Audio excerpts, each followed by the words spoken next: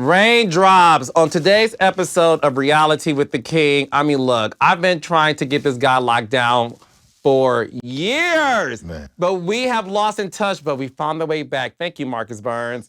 Give it up for the guy that I worked with not only on Love and Hip Hop Atlanta, also the Next 15. He just can't keep his name out of the blogs for some reason. He's like the king of social media. Give it up, y'all, for BENZINO. Man.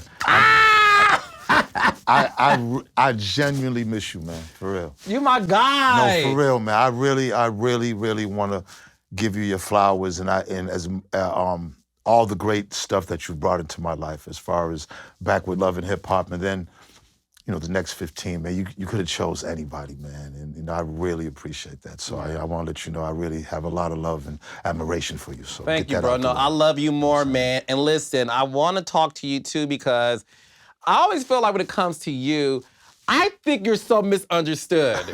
I'm like, BENZINO is the nicest guy. He's a team player. He is not a diva behind the scenes. No. He shows up, he does his job. And I want this conversation to really just be about people really getting a chance to know you. Okay. Because I've learned of you back when I was in high school. Wow.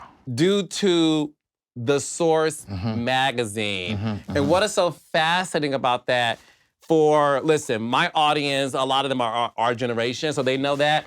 But for the younger generation, The Source magazine was the hip-hop Bible. Absolutely. But talk to me about a black man running a magazine, because that just wasn't something that I didn't know was even possible until I learned about your, you know, success with that. Well, you know, my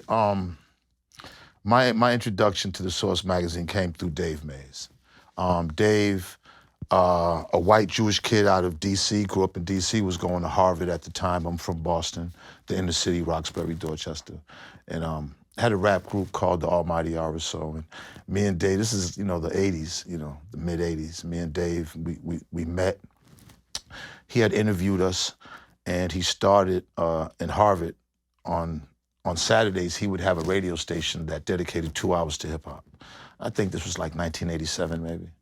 And called Street Beat, and the DJ I was working with him 2 times. And, you know, the rest was history. He actually was the one that started from a 1-page newsletter.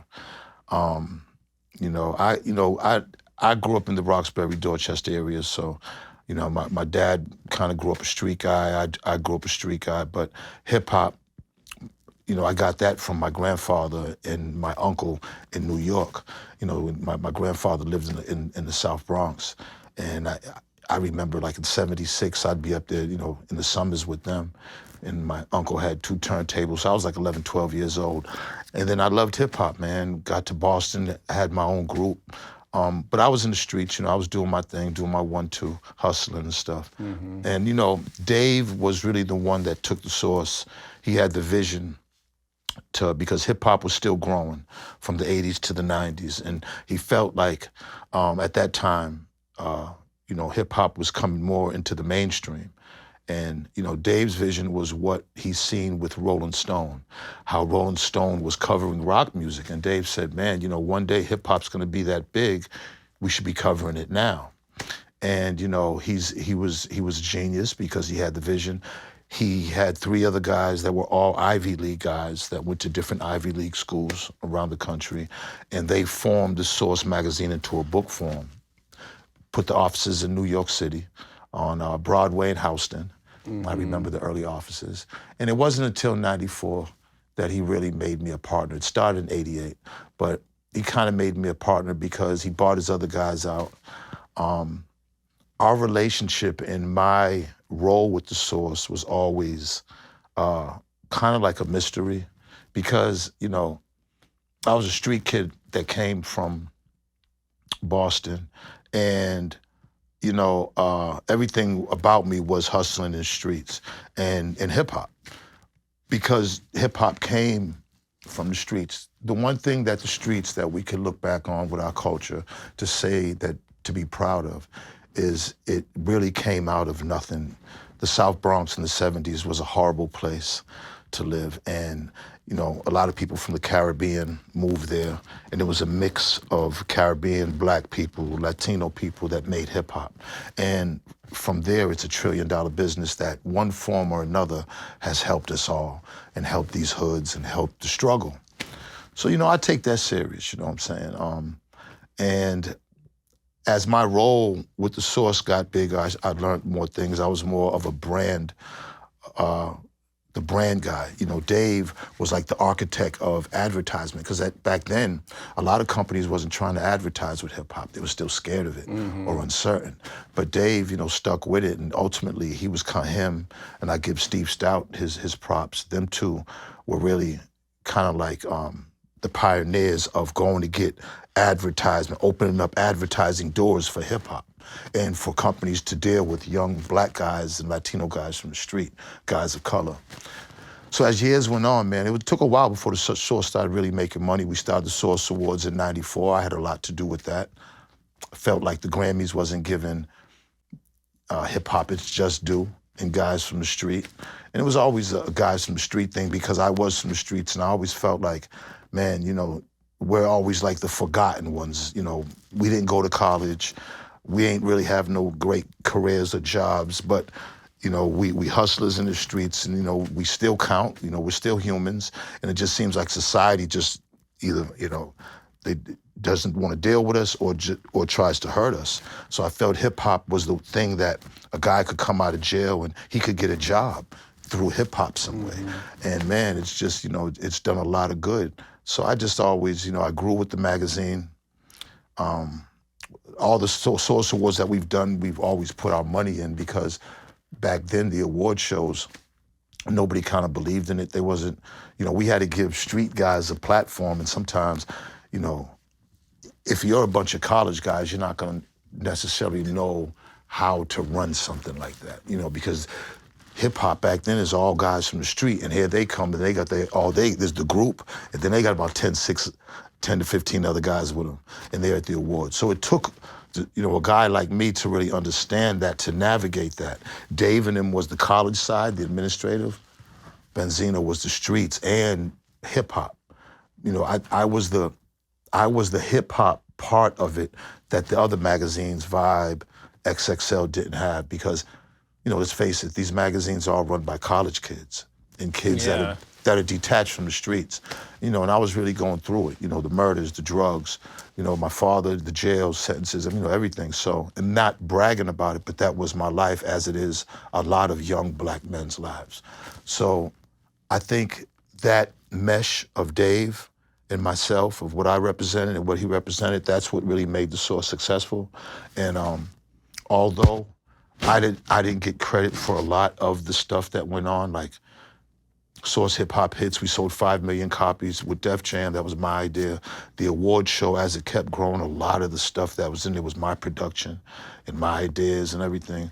And, you know, I'm proud of that. Source All Access TV was the first one to put, with Lisa Ray and Tretch, to put a TV show together. I remember that. No, Source, I mean, I forgot about the All Access TV show with Lisa Ray. Came on late night. Yes, no, I remember that. It was sort of like BET's Uncut, in a sense. Right. So, no, I mean, listen, even going back to the Source Awards, I mean, you were obviously there when these infamous moments came out of the Source Awards. I mean, that's when Suge Knight called out Puff in the audience and said, if you don't want somebody, all up in a camera, all up in a video. Come to Death Row. Come to Death Row. That was... And then Snoop in the audience. And man, Snoop, it was 100 guys from Death Row.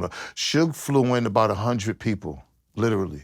Flew in about 100 people, 75 to 100 people. What happened after that moment? Because obviously at home, it comes to commercial break. Well, let me, you know, first you gotta understand, and this was 1995. Yeah. Now, the year before, the first one that we did, Bernie Mac was the host. God rest Bernie Mac. And we did it inside the Paramount Theater inside Madison Square Garden. And the lights were messing up and everything. This was our first one, you know what I'm saying? I think Sticky Fingers had backstage up in the air, and it was just all kind of craziness going on. But we got through it with nobody got killed or hurt or anything. 95, well, this is the one actually where Tupac grabbed the mic in 94. Before we get to 95, Pac actually ran up on stage. He wasn't scheduled to perform. He ran up on there with his group, The Outlaws, and grabbed the mic when Q-Tip actually won the award and did Out on Bail. The ironic thing of that was he went up between Pac and the rest of the guys he was on stage with. There was at least 5 of them that are not here now. Because, you know, and then on Q-Tip's side, Phife had passed away. So when you think about these moments, these was historic moments of hip hop because these guys ain't even here anymore. 95 was when the infamous East Coast, West Coast thing was blowing up, when it really was just Death Row and Bad Boy, but it kind of got out of control into this East Coast, West Coast thing. So this was gonna be the place where everybody sees each other. And back then, you know, you got all these big groups from around the country. It wasn't just New York anymore. And this is the first time they were all seeing each other in person. I mean, everybody was there. And it just wasn't like, we know there's Death Row and Bad Boy. Like I said, Suge flew in about 100 people and pretty much got like almost the front row going all the way up, like right in the middle. So it's like you could see all his guys, and you know, and LA guys are big, man, you know what I'm saying? So you see, you know what I'm saying? They wearing the khakis and you could just see some of them got the braids and, you know, the Jerry curl. I mean, you could just see like, and then everybody else from there was in New York, you know what I'm saying? Then you got people from Chicago with different places with the groups. People didn't also realize that Wu-Tang Clan had a issue with Biggie that night because of Nas, because of Biggie's album cover of him with the baby picture when Nas did it with the baby picture. Oh, okay, yeah. So then there was, I think, Ice Cube and Bone Thugs, a little tension because of Eazy-E. Then it was Bone Thugs and Crucial Conflict in Twister from Chicago because of the way they rap. I mean, everything was real tense that night. It just wasn't, you know, and then it was, MC8 and DJ Quick. I mean, it was a lot of different situations that night. And I'm sitting in there like, damn, you know, I'm backstage, I'm front stage, and I'm just, you know, pretty much, you know, and I got my guys in there, but we had the Nation of Islam as ushers. And for the most part, people, you know, respected that in New York. But we made it out that night. You know, when Suge did that, I was like, the first thing I did was looked out to the audience. I think I was on the side of the stage, and I looked out. I'm looking, because the first thing I'm trying to look out is the New York guys and their response. And I'm just looking, my eyes are in there, because if something's gonna happen, you know it's gonna happen from the audience. I think when Snoop came up after Suge, I think that was an important time, because even though Snoop was saying it aggressive, he kind of was saying, y'all don't love Dr. Dre and Snoop Dogg? You know, we here, New York in the house, you know, so he kind of like, in a way, put out a raging fire. It didn't go all the way out, I'm sure. I'm sure there was still a lot of New York guys, and I know there was, that was real angry.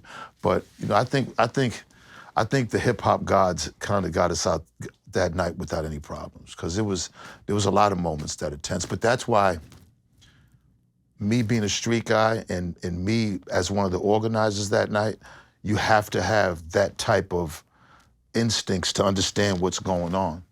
You know, not to panic, or, you know what I'm saying, if I do have to go and talk to somebody, or if I, you know, just to keep everything cool. And, you know, a lot of people knew my role and didn't know my role, but the street guys, the ones that knew, like the Jay Princes, the Suge Knights, the Irv Gottis, all the guys, they all knew who I was, you know, when it came to the relationship with Dave.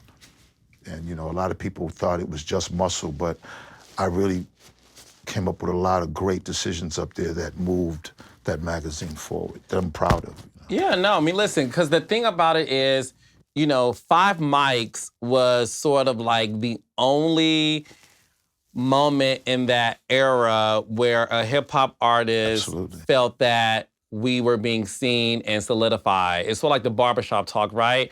Whereas, you know, when The Source gave your album 5 Mics, you know, rightfully so, that album charted. Well, because everybody felt like this is the hip hop Bible, and if this album got 5 Mics, we gotta buy it.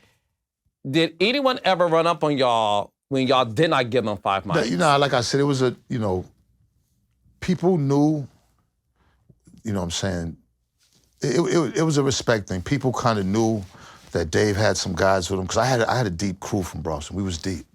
And, you know, it wasn't too much running up, you know, because people kind of, you know, respected. They had heard different things, and it was just a respect thing. You know, I mean, listen, you're in New York, you know, you're making money, hip hop is street, you know, it comes with the element of violence, of course.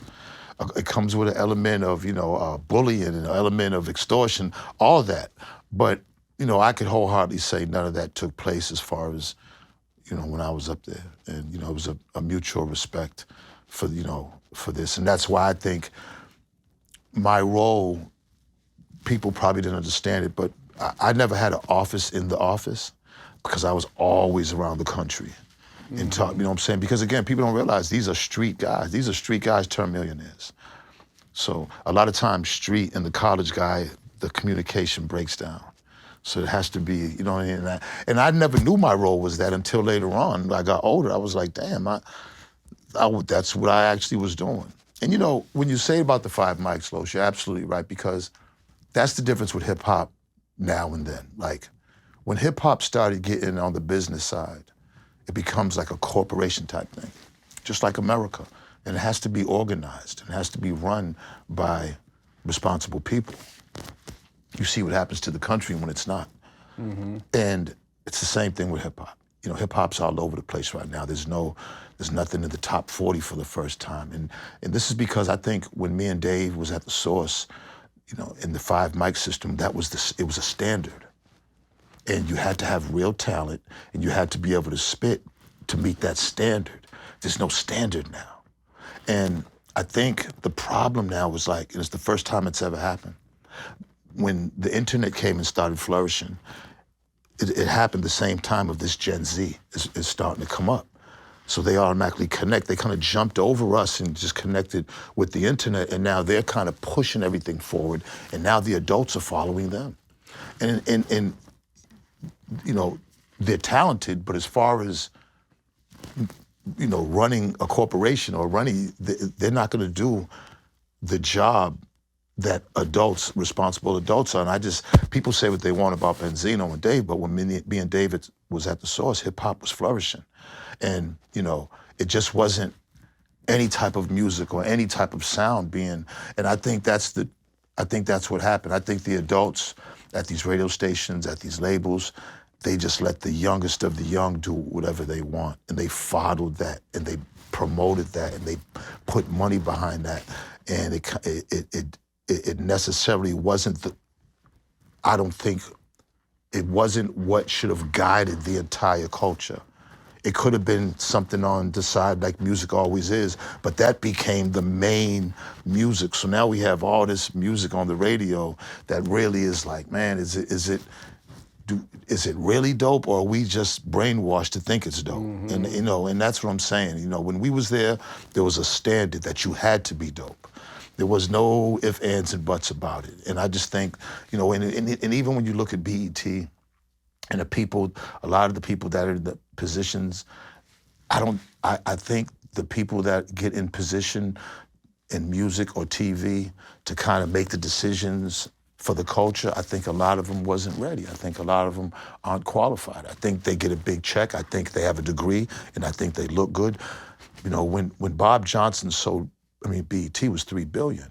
You know, I think BET, they're trying to sell it for not even $1 billion now. You know, so you see the devaluation. That's the culture. That's the music devalue. You know what I mean? And that's what I'm saying. There's no organization in it. And when the source was in place, there was an organization. And that's what has to happen, because hip hop is too big. And there has to be a standard. There has to be some type of 5 mics, because, you know, if not, then, you know, and no disrespect to nobody. But when you have songs, you know, she's a fairy, and you know what I'm saying? Not necessarily that would have got over back in the day. And I get it, things are a vibe, and I love that young black people are making money. But you know, for what cost is it gonna be for hip hop? Yeah. And where I look at hip hop now, it's just, man, it just looks ran through now. And when I heard that there was no more and the first time, no rap songs. I mean, that's crazy. Yeah, for the first time in the 40-year history of the charts, there was no rap song at the top 40. That is bananas. So it just goes to show you that the standard was gone. I think we let Gen Z run it, take fully control. We followed them, and this is the state we're in now. How do you feel about your daughter's place in hip hop, Coi Leray? Do you think she is following what you consider to be the magic of hip hop? Well, you know, wow, ooh, Los. Dun, dun, dun. You are so dramatic with me now. No, I'm kidding. Because I got to answer this. Yeah. I got to answer this honest. Coi is with the new generation. Mm-hmm. So how she sees hip hop isn't going to be the way I see it. Now, I could also say, since she's my daughter and she grew up with that she would have some sort of vision to understand where I'm coming from with it. But I have to take myself almost out of it, because with Coi, I have to support her as a dad, no matter what. But my thoughts on hip hop, you know, without being hypocritical, are always going to be, I have to stand on how I think. And it's just, at one point, hip hop, the value of hip hop to me has gone down. And I just think, with social media, you don't necessarily, it's not even really about the song. I don't even think people know what's hot anymore. I think people, as far as musically, I think people just latch on to what's popular. And I think nobody wants to look like they're not in the know. So even if they don't like it, even if they natural vibe doesn't vibe to it, they're still gonna force themselves to, because they want to be in the, in the know. You know what I'm saying? They don't want to look like they're, you know what I'm saying? I want to look like I know what I'm talking about. So I'm gonna like what everybody else likes. And that, to me, music, if we can't, out of 8 billion people, if something has to be individual about us, our individuality has to shine through something. It should be through music. Yeah. We should like what we like. Even through the Source 5 mics. Hey, look, just because they've said 5 mics, the great thing was that because it was a huge bunch of people, it was the staff, and they came from all walks of life and different parts of the country. So you got a good rating, you know what I'm saying? And people agreed with most of them, you know what I mean? A lot of them, But at the end of the day, music you should just allow yourself to like what you like, and don't worry about whatever. Yeah, no, for sure. And that's why it was always respect when people got it. Going back to your daughter, it's been very public that the two of you have this tumultuous relationship, which to me, I want to hear from you, because I know things get misconstrued.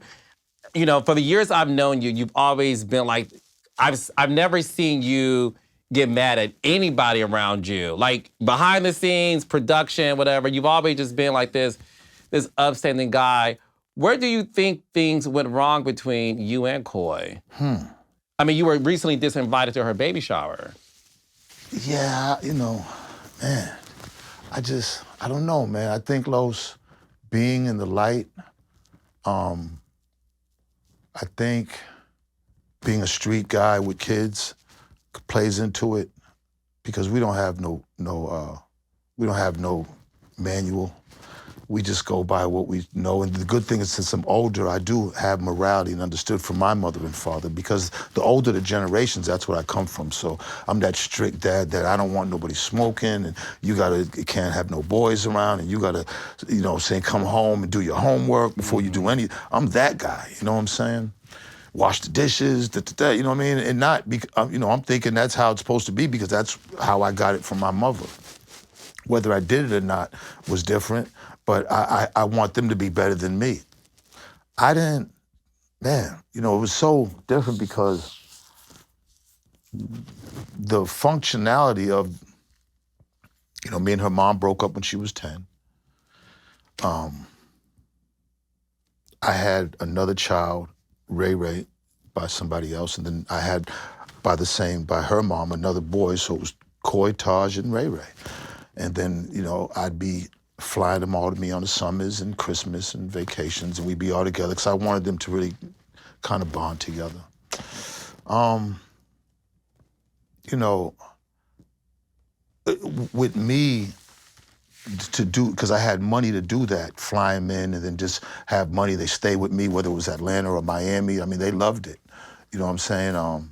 We go on trips, you know. I'm doing the basics that a father would do. I'm buying, when it's school time, I'm buying the clothes. You know, I'm still giving, you know, the mother money, sending the mother money to help with rent and stuff. You know, but because I'm a street guy, sometimes there's gonna be lows, you know, you're gonna be up. And then, you know, after we lost the Source, you know, I got indicted by the feds, and, you know, I pretty much lost everything. And that was a hard time for me, but I wasn't down on myself because I came from the streets anyways, and I was used to like hustling my ass off, spending all my money on stuff, and then go get some more work, and then hustling again. So all my life was like, I'm a money maker, so I never worried about not having money at any moment because I know I can go get it again. And that was through my whole life. I took that with me to business and everything. With the Source, we made so much money at a period in time. Listen, I didn't start making money. I got with Dave in '94. I was still in the streets from '94 all the way up until '90, probably '9. And then I started getting money with the Source. That's when we started really getting money. So say '99 to say 2005, that's when all the money came. And it was so much money, Loside, and it was just a blur, man. It was millions and millions. I was getting big record deals at the same time. It was just and I just was like spending it, just giving it away, you know. So, you know, she grew up around that type of life, that lifestyle. So, from the time I was in the streets with her mom, and then, you know, Coi was living in a mansion by she was 3 years old, because we started doing really good around that time. So. She was, you know, it was in her young life, but then, like I said, me and her mom broke up when she was around 9 or 10. So I'm sure she took that hard as a young girl, you know. I mean, you know, I'm not a psychiatrist, but I have common sense, and I'm sure any girl, then seeing me on TV, you know, now I'm on Love and Hip Hop, like, how did that happen, you know? I mean, when I would fly her to come see me, you know, my kids for the summer, then I'd always have a girl. So she'd be around, you know. One thing about Coi's gonna grill any chick I'm with when I'm not there. She'll wait till I'm up there and she'll grill the hell out of her. I remember that at a young age, like, just grill her. Then the girl would come back to me like, man, your daughter, you know, it happened a few times. You know what I'm saying? I remember Karlie Redd came back and told me this. Coi grilled Karlie too? They went to the mall together or something, and then, you know, she was like, you know, she came back and was like, oh, that Coi, boy, she was asking all kinds, saying all kinds. I was like, man, she had did it with the girl I was with in Miami, and, you know, so. Do you think she just missed her daddy? She's a daddy's girl? Absolutely, man. Because she absolutely, yeah. Absolutely, man. You know, I probably didn't pay it no attention. Even when they told me, I probably just didn't pay it no attention. You know what I'm saying? Like, that's honest. You know what I mean? Yeah, and I probably should have. I felt like if, you know, as long as I have her, she's with me, she's having fun, she get money, you know what I'm saying? Everything's cool, you know. She's around, you know, like, you know, I always had, like, she's seen all these different celebrities and been around a whole bunch of stuff.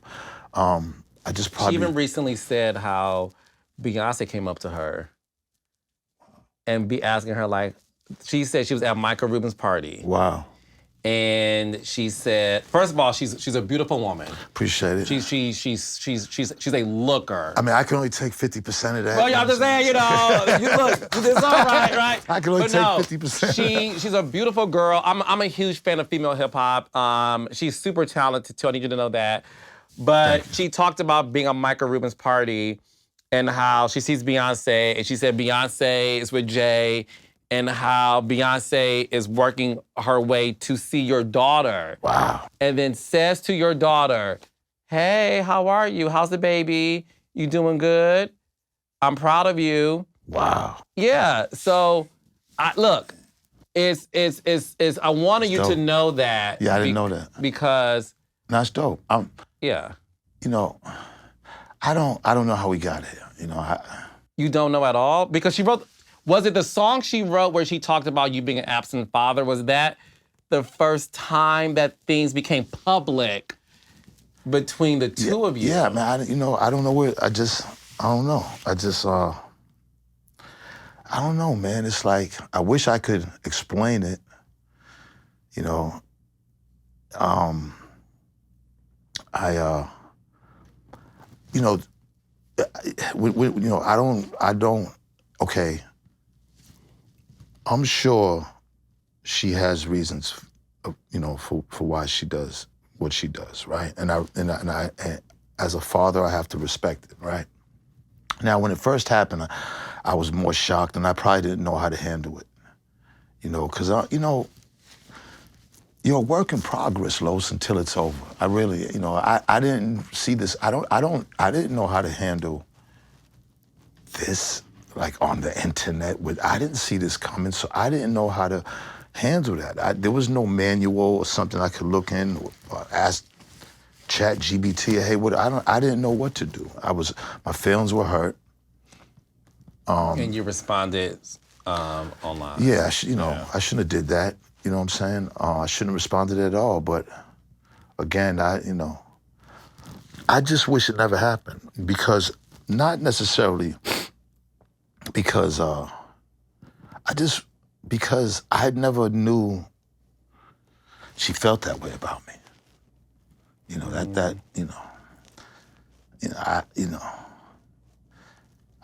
Because I know for a fact, right? No question. For a fact that anything that I did was out of love, and or anything that I might not have did right was just me not knowing, So I didn't do anything on purpose to hurt anybody. I know that's no excuse, and I surely ain't, I'm fighting back, trying to leak now, because I've done it enough. It's just a touchy situation, because, I just don't understand how we got to all this. Because,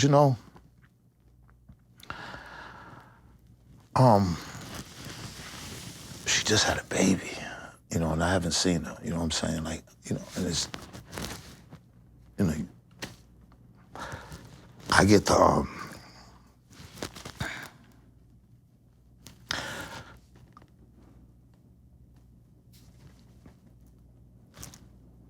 I get the pictures once they come out, like on the Shade Room or the blogs, like everybody else. So, I don't know.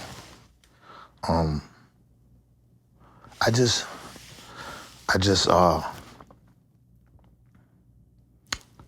just wish it would stop. Yeah. Just go back to being normal again. Have you tried to reach out to her recently? Man, she's busy, man. It's just, the way I look at it is now that, and it's both of us, man. Coi's famous, I'm famous.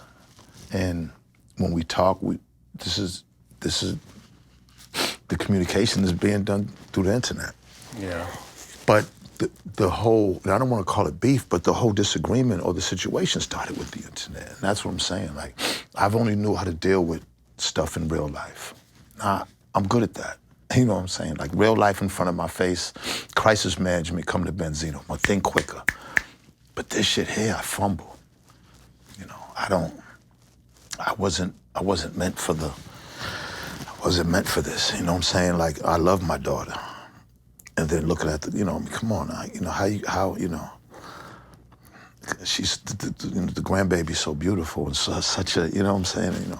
My sisters, my father have seen her many times, get to see her, You know what I'm saying? It's funny, because my sisters were the ones that was taking care of Coi when she was, It's just, I wish I could put it in words, man. I don't think I would do it justice, but I just want to, I just want things to go back to where they was before the internet. That's all. And that might be asking for a lot, but, I don't think so. I mean, look, there's no instruction manual that a parent receives when they have children. And I think when it comes to any situation where a parent and a child are at odds, I always feel like there's room for grace. You know what I mean? Based on what I've read and seen, it doesn't appear to me, and this is just me, I'm not trying to diagnose her feelings. Her feelings are her feelings, and that's how she has every right to feel that way. And so do you. I do feel like there's room for reconciliation only because it doesn't appear to me that something has happened so deep that you guys can't work it out. And I respect you so much for not even saying much so that things could be added on to it. And that's why I do want to move on from it, because I don't want to put you in a position to where you say something that how you feel, because I see you getting emotional about it. Yeah, and I didn't, I thought I was all, that's what I'm saying. One thing about it, man, I thought I was done with this, you know what I mean? It's like, I can't help it. Like, I don't be wanting, you know what I mean? I can't help it. I'm like, even in that moment, I tried to just, say, I got this, and I didn't have it again. So I don't know, man. The baby, I just want to see the grandbaby. That's it. You know what I'm saying? I see my grandson, Ray Ray's son, Braylon. I just want to see Mayoko, and I'm sure it's gonna happen. It's just, what me and Coi gotta understand is that there's millions and millions of people that are like, that have been, was 6, 7 years now with me and her, like on the internet. Mm-hmm. Like, I can't believe this. That people, like, there's a whole soap opera going on between, that it's lasting this long. And, I'd never seen it coming, man. I just, with all the other stuff that, because she's dope and she's successful. And I don't see, with me, I don't know how she sees me, but I want her to know that people love me too, you know what I'm saying? That people... But she loves you too. But there's the thing, and the reason why I can say that emphatically is because when a little girl interrogates her father's girlfriends, she's not doing that to be sassy. She's doing that because she loves her father. Protection, yeah. And it's a protection thing. Just like you would, any guy she dates. So I do think this. I think you are accurate in the sense of, look, you're famous, she's famous, things are said. I'm sure you have tons of regrets for things you probably said, like, I should have kept this to myself, or I should never have done it. But what I will implore you is, look, I don't think it's ever too late. Life is too short. And look, I like I said, I saw her do this interview last week, and I just wanted you to know there was something, because I'm a fan of your daughter's work. There was something about her spirit that seemed just like super refreshed. Not that it was in any other way before. The baby. But the baby. So, but I think. Gotta be. Yeah, so new life also brings oftentimes a new lease on life. Gotcha. And I think you've been great at giving her room to figure this out. Yes. But I don't think you should give up. And I want to say that. I don't think you should give up. I think, obviously, she's worth fighting for. That's your daughter. And I also think, based on the woman that she is, I think she will be receptive to it as well. Because, look, you have been this behind-the-scenes guy for so long. You talked about being in the streets. You don't get the props I feel like you deserve just based on you being an architect of hip-hop. So it was no secret that when Love and Hip Hop Atlanta happened, and your man's Steve is on the show, Stevie J, and we got a chance to shoot one scene between you and BENZINO, and me and Mona and Stephanie looked at each other and was like, wait a minute, we really have something different here, where it's two Black men in the hip hop industry having a conversation about love and hip hop. And that's when we all were like, and Mona gets all the props for this, but it was a decision that was made in the creative room about like, we should have BENZINO more often. And I think for you, it was sort of like, they called me again. Wow. They called me again. Wow. Because you don't know this, the scene that changed your life in terms of the show was when you and Stevie were in the car together. And we put the GoPros in the car, and you're driving him. I think Mimi just kicked him out the house for the 18th time. And, you know, Stevie had no car first season. That really and you happened. picked him up. It was a BMW you had, right? It was the 750. Yes, and that chocolate with the peanut butter guts. Yes, I remember that. The Reese's cup. Yes. That scene was when we all looked and said, this is hilarious. And I said monogamous. Yeah. So you remember. Now I know. Now I'm remembering because that was look, I'm saying I remember sitting in there because, first of all, I'm in Miami. And I'm just sitting in Miami, man, because Stevie had came down to stay with me in Miami for a while. And when he's in Atlanta, now this is the craziest shit. Because I knew Mimi. Like, I knew Mimi and Jocelyn from way back, right? Probably before Stevie, both of them. Maybe. But I knew You Mimi. knew Chanelica Bencourt. Well, no, well, yeah. I don't remember calling her Jocelyn. I don't even remember calling her, I just remember she used to dance at the Rolex. Yes. All right, back in Miami. You know, there was two, like the Cocos and Rolex, and she was at the Rolex. And she was a lot slimmer. She didn't have, I don't think she had like the big, you know what I'm saying? But she stood out because in those nightclubs, there was a lot of darker women. So she was different, you know what I'm saying? Because she had Puerto Rican in her, you know what I'm saying? Like Spanish clubs in Miami, Spanish dance, Spanish clubs, black girls dance, black girls, you know what I'm saying? Jocelyn was in the Rolex. So that was like, you know. But Mimi, I remember from back in the day, and I didn't, when I said, because I was just, said, look, I'm gonna go to Atlanta for a couple of weeks. And I packed up the Beamer, and I said, I'm gonna get a little crib up there and just stay. 2 weeks. Go chill with Stevie. As soon as I got there, it was, I had to pick him up for real from Mimi's house in Lawrenceville to get all this shit. Because I had got a spot over in the hood over there on Glenwood. And I remember I got him. I was like, so he was like, yeah, I was like, cool, come on, you come stay. I got like a 3-bedroom, man, you come stay with me and boom, you know what I'm saying? So I really was picking him up. I didn't even know that he had a baby by Mimi. I was like, the whole time that we in Miami, he never told me this shit. I was like, ain't this a bitch? I was like, you got a baby by me? Like I didn't even know the situation with Mimi, but I was like, damn, okay. So when I was in Miami, he called me one time and was like, he had the next Puerto Rican Nicki Minaj. I was like, this nigga. Yeah, Stevie's the ladies, man. I'm like, he's just, come on. Yeah, because I know he got her on his phone, so I don't want to, you know, I'm playing around, okay, that's dope, bro. You know, it's BENZINO from Hip Hop Weekly. Yo, that's dope, bro. You got the next, yeah, you know, I'm playing along with it. Because I know his game, you know what I'm saying? You have to play with it, you know what I'm saying?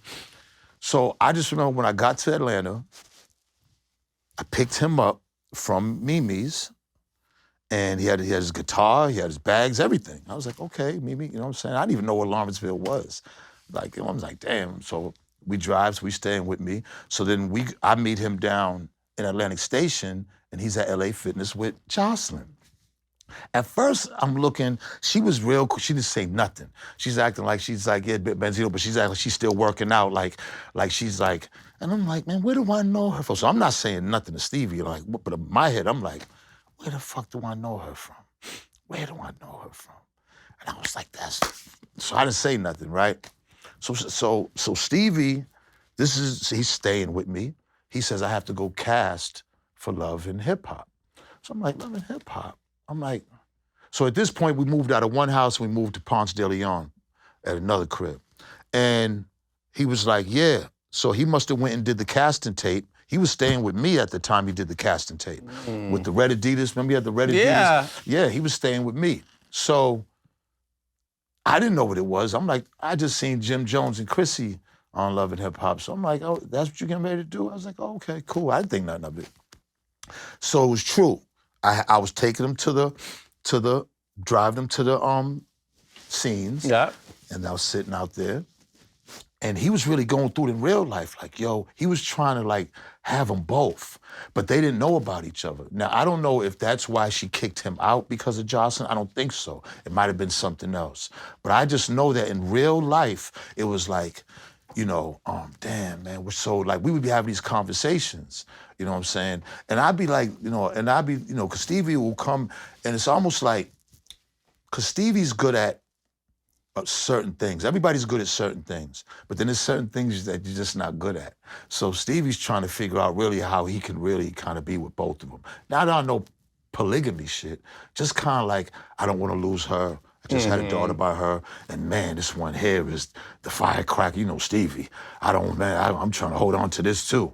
So he was really trying to maneuver him. Now, Loving Hip Hop, he's trying to figure out how can he bring Jocelyn on. And this is where I'm in the car like, how you gonna do that? I'm like, my nigga, how you gonna get back with me? And you gonna actually, I said, there's no way you could do that. I'm like, that's not gonna happen. I said, they're gonna see each other on TV. Like, come on, bro. Like he's an amazing, he plays machines, but sometimes this shit right here be like, come on, wake up, man. So he's like, no, I got this. And I remember when he did it, I couldn't fucking believe it. And that was the first scene that I went was when K. Michelle was singing at some type of event. Yeah. Right? Uh-huh. And then he came in. And that's when Jocelyn was in the car with me. And then Mimi was in the scene. Yes. And Jocelyn was like, and then something happened where that was the first time she found out. Yeah. And not only like she's like, yo, you embarrassed me on camera with this shit? Like so it's like, damn, like in real life, that's why when people come and ask me, Los, yo, was all that shit real? I said, look, I can't speak for nobody. I said, but our seasons was real. That shit was happening in real time. I can contest to that. That was happening because that's when Jocelyn threw the drink on him. Yeah. Was my first. Because she was mad too. Yeah. Because it's like, wait a minute, you're bringing me here and you got her? Wait a minute, you're bringing me... He did that night. That was the night that he broke, that had never been done before on TV. Ever. And I'll never forget, I'd be like, the next morning, I was like, you a bad motherfucker. He's laughing, you feel good. I said, but now what? You know what I'm saying? And then that's when that was it. Y'all kind of took it from there. That scene alone, you was a getaway car. Yeah, that scene alone was when we all were like, this is the show. That was it. This trifecta is the show. But then again, your insertion there, you became a full-time cast member, and what we saw was you two as like boys, like best friends in a sense, and then you're dating Titi Althea. And then this big fight happens at the reunion. Was that the last time you and Stevie ever spoke to each other? No. I mean, we didn't speak for almost a year after that. A year and a half. And it's funny because, let me tell you something, like, that was some of the, like, I mean, Los, I went through a lot. Like, first of all, 3 weeks I had going up to the reunion, I didn't speak to him. I'm like, something's going on. Now, I understood the dynamic of Althea in the situation, but it was something going on that me and Althea didn't know. And we didn't know. I had no idea. Because even if Jocelyn felt that way to attack, I'm thinking, look, I'm bro regardless. Because we went through these seasons together. Jocelyn was living over at the house in Smyrna with me and Stevie. I mean, we was together a lot, for these seasons. Like, you know what I'm saying? So it was off and on camera. And believe me, shit, there was times when I remember when Jocelyn damn near blew his head off with the pump shot. Like, I was there through all that off-camera shit. Forget about the on-camera shit. Oh, that's just a little bit. Oh, yeah, sit down. With commercials, it's 45 minutes. There's hours and hours of craziness that I'm in the middle of.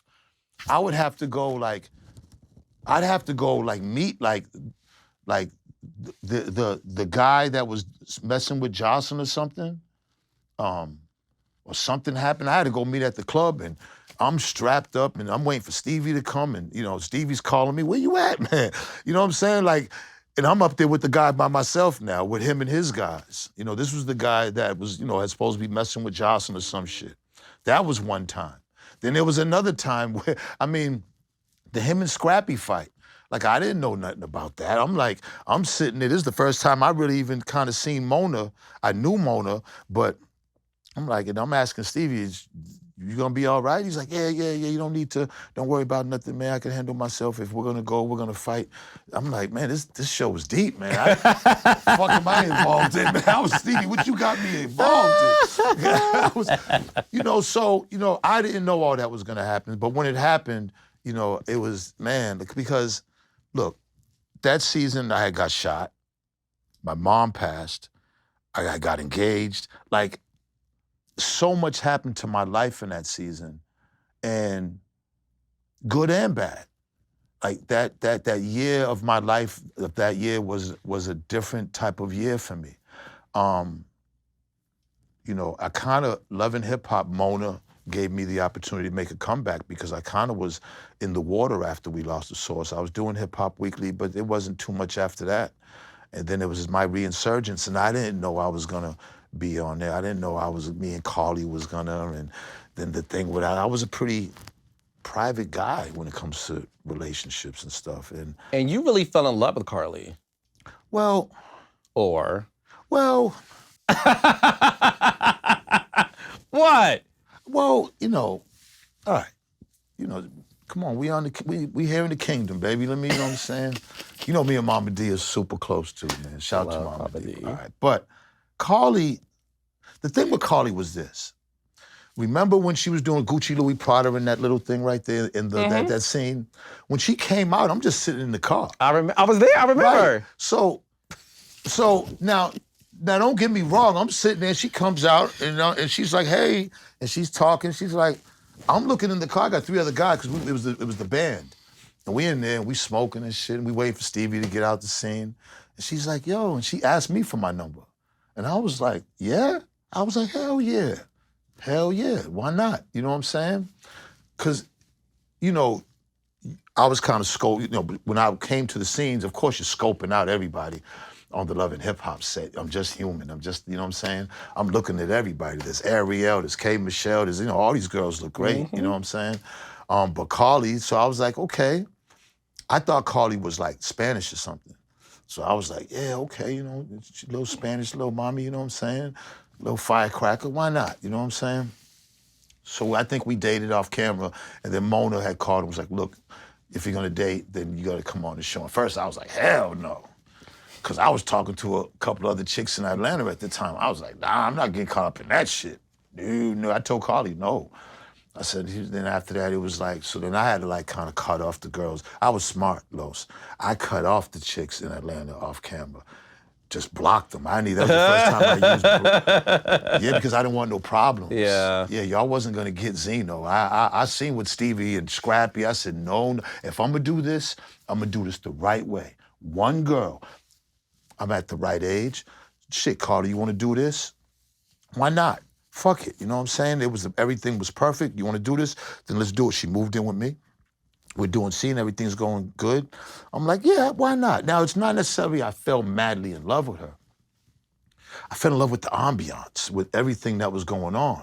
Like, you know what I'm saying? I got the nice house, the nice car, I'm on TV, I'm getting some nice checks, you know what I'm saying? Hip Hop Weekly is getting promotion through it. Everything's going good.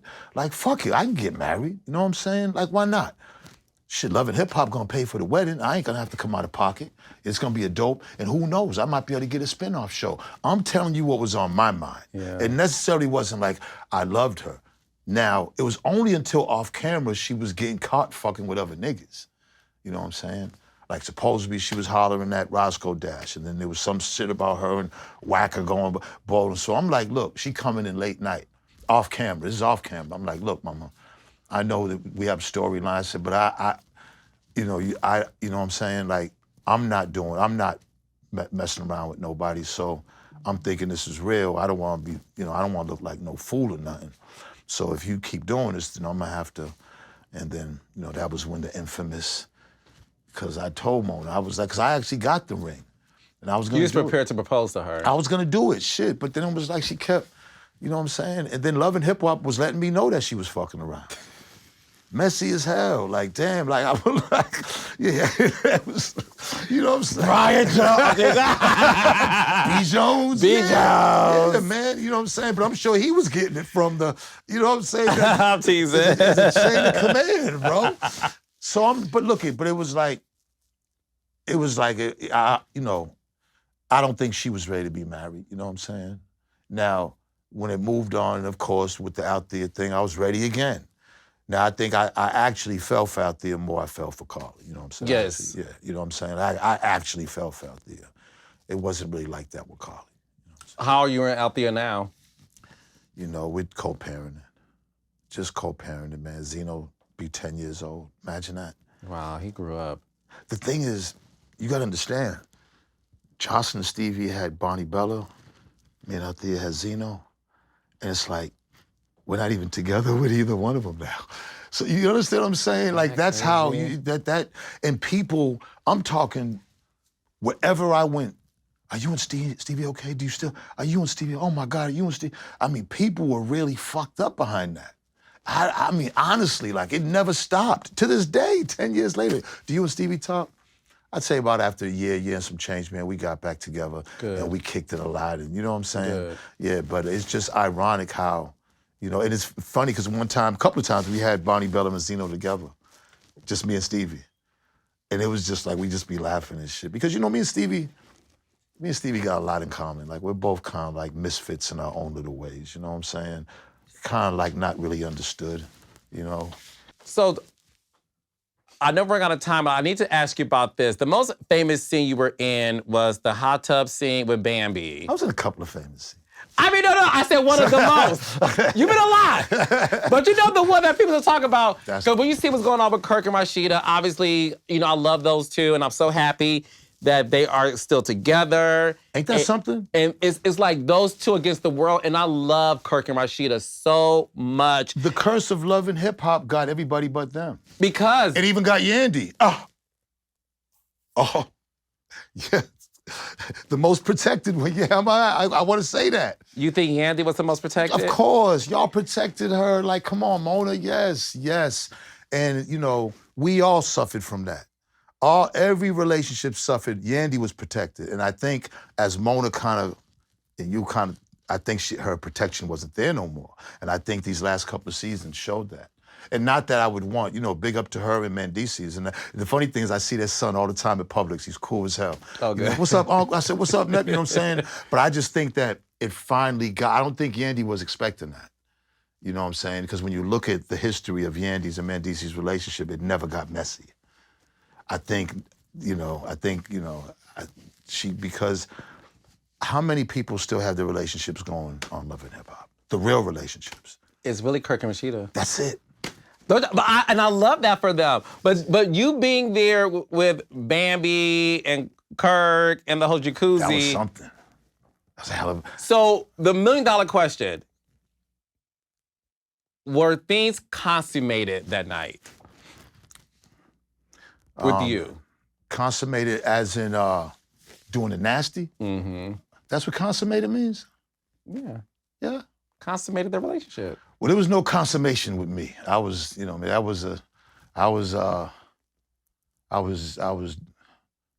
and parched. I was dry and parched that night, baby. Hennied up, pissed off. You know how you fall asleep and you got your hands in your pants and you're just sleeping like this. Are you serious? It's just... Or you just won't ever tell? First of all, you know, you're not supposed to tell. A man never tells. I can say this, though. The Blue Ridge was a crazy scene. Listen, I can say that Bambi used me because the whole time she really wanted Scrappy. So that situation with me and Bambi, I genuinely thought but Bambi really just used me just to get Scrappy mad. Now that I look back at it, I can say that. She just used me just to get Scrappy upset. That was it. She really genuinely loved Scrappy, and I could see that. You know what I'm saying? You know what I mean? I got a chance to meet Bambi and have on the show. Let me tell you something. Bambi is so fine and a stallion. I was even like, as a gay man looking at Bambi like, You are like Megan's the Stallion, but Bambi, when Bambi walks into a room, Bambi has something that even as a gay man, I haven't seen in a minute. She is tall, thick, beautiful, and has this appeal. And I'm like, whatever you got, Bambi. Like the guys in the room was even like. One thing I could say about you guys, man, you guys got a good eye. You guys got a good eye for. No, You guys got a Bambi's. good eye for beauty, man. Love and Hip Hop, the franchise. You know, there's been a lot of, but I don't focus on. I'm with a very beautiful woman, right? Yes, you were with Ashley, so talk to me about that. No, we've been together going on 4 years, and nice little, and it's been working. That's my baby. She's been holding me down, and I've been holding her down, and she's from Atlanta. Ashley, she was in the armed services. She served her country. And yeah, man, it's, she's a Pisces, so, and I'm a Cancer, and, Oh, that's an interesting mix. Yeah, sex is absolutely amazing. What I'm saying? Well, that's important. She's super smart, what I'm saying? And so, hopefully they can keep flourishing. Because I want to see what it's like to be married, man, Would you propose to her? Yeah, And marry her and everything else? I would get benefits from the armed forces. Look at this mom. No, I'm only kidding. That's what she told me. She was like, "Babe, you can get benefits." I was like, "That's a way of saying." No. I think. Come on, man. People have seen at least I've tried a few times now. You have. I'm a getting engaged. You love it. You're Cancer. I'm a getting engaged motherfucker. I'm an engaging motherfucker, boy. God damn. Were you and Little Kim ever engaged? Not engaged. We never. Well, I mean, I don't. I never.